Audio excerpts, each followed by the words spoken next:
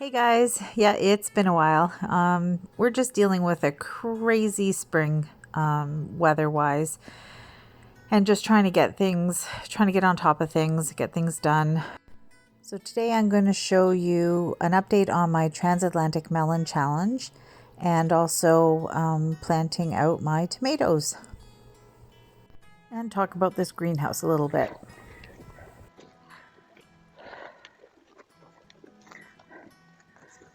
So these greenhouses, I got this from Amazon. I don't know the company, I forget. I'll put it up on the screen if I think to go back and look. It does an okay job.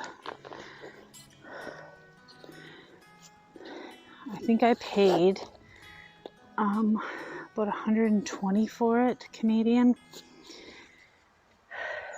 You can see the tether here. It's tethered to the deck.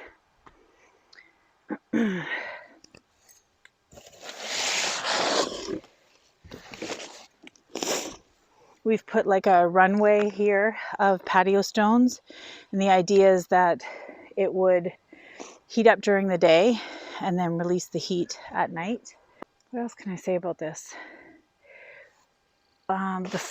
The flaps around the outside, you have to make sure that it's flaring out, and then place a brick, sandbags, something heavy,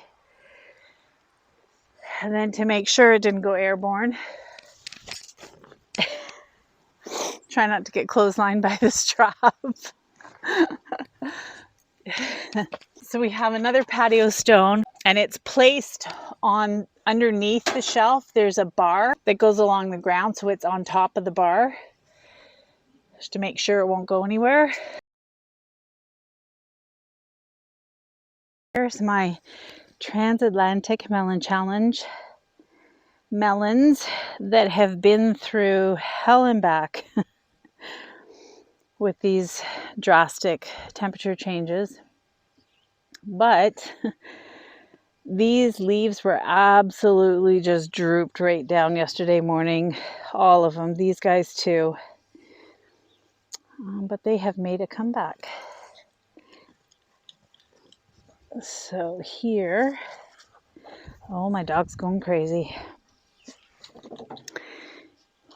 So this is the Gallia melon, and it is flowering. Melons in Canada. So yeah, it's in flower. Lots of tendrils. It like feels good and strong. Hang out in here just a little bit longer. Few more days, and then our nighttime temperatures are going to be above 10. I think I'll probably still cover them at night. Whoa, that wind. So that's the Gallia melon. Let's untangle this. Oh, they're starting to grab onto each other. Okay. Oh, this is at least a foot long.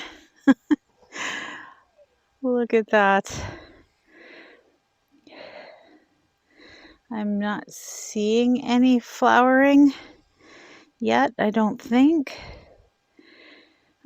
This one is the yellow doll. But yeah, whoa, it's doing good. And then this guy, oh yes, definitely flowering happening here. This is the sugar baby. Oh, I cannot wait to get them into their grow bags. Let's see if I can do a better shot of them all together. Nice. Thank you, plants, for not dying on me. Okay, so I've spaced them about a foot apart.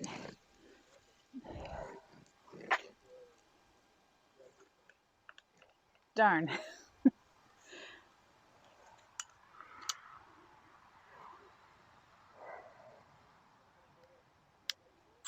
Oh. Something clicked, so Make it go slower.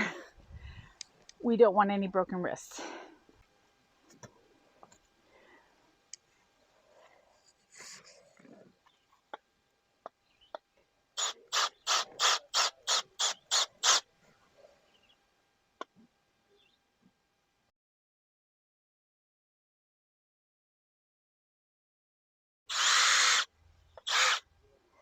Okay, so 1, 2, 3, 4, 5, 6, 7, 8, 9, 10 plants this year.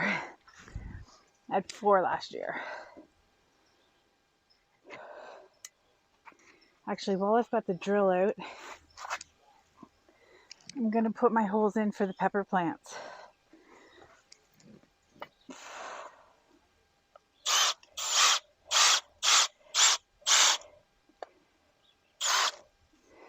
So 1 every foot.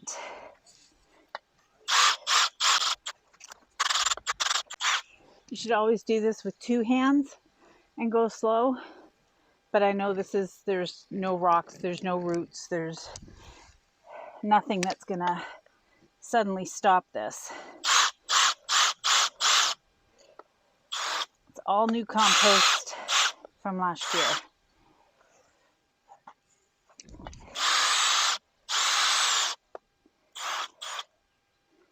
Okay, 5 pepper plants.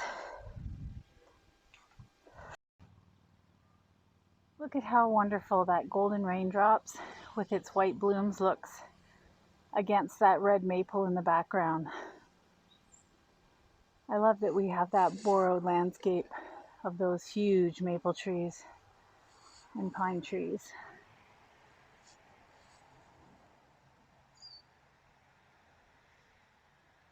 I can't wait till my orchard's mature enough that when I pan over, you can actually see the trees.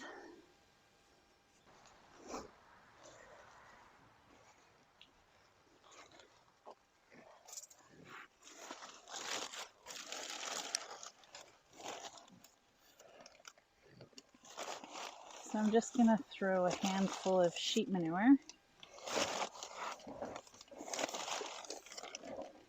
in each hole.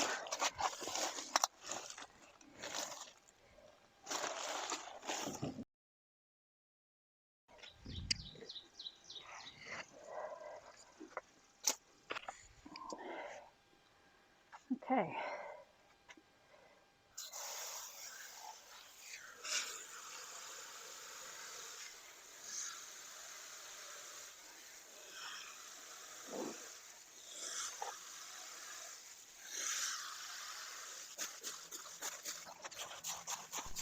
I think I accidentally turned off my mic.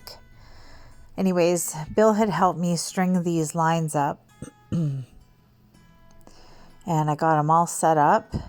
And I'm going to show you a little trick that I learned from Jesse over at Plot 37. So the string comes down and goes to the bottom of the hole. And then you put your plant in on top of it. And as the roots form and everything, it actually anchors and makes the string go taut. And it's supposed to work really well. Better than what I had going on last year. So I did get a new wireless mic. You guys can tell me how it sounds on your end. I'm going to be moving it further away. I found it caught too much breathing and things like that. You don't need to be hearing all that. But it was working really good. Like none of the scratchiness of my shirt moving or me moving, and it didn't seem to pick up the wind.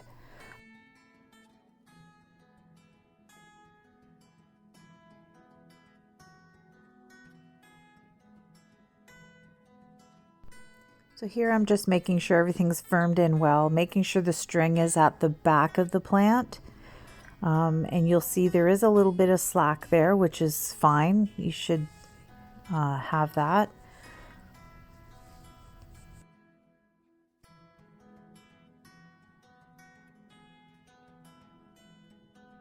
I accidentally buried some beets here, but the beets are looking pretty good. But one by one, something's been eating at them at night. Probably slugs, maybe earwigs, maybe even the baby bunnies that were just born.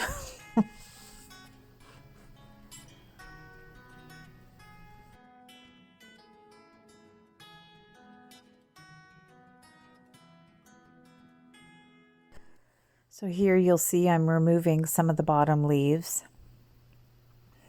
And I tried to bury them as deep as I could. They had gotten so big, I'd be digging to China. So I went and got my little can of tomato clips, and what North American gardener doesn't have all kinds of these lovely red buckets? They are great. So yeah, these clips are awesome too. So if you're not familiar, they just pinch in. You put the string and there's like a pincher part of the back of the clip. You make sure that's snug in there, and then you wrap it around and it clicks together. You can literally do it one-handed.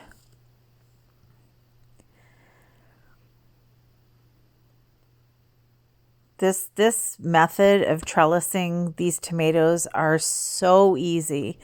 It was so easy to manage. I didn't have to worry about tomato cages blowing over or sticks or tying knots with twine. In my limited experience growing tomatoes, I just think it's the best way to do it.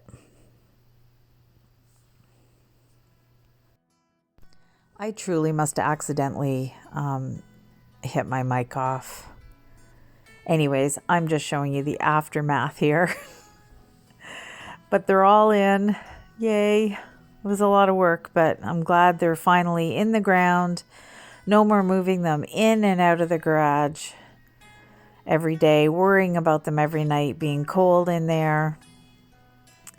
I think they'll do a lot better in the ground. And like I said, from here on out, we should have every night above 10. Now I get to go clean up the mess. And there are extra plants there left over. I'll sign off with some views of my very beautiful Royal Raindrops flowering crabapple. I thank you guys all for visiting me, all your encouragement. And we'll see you in the next one. Enjoy these blooms. I sure do.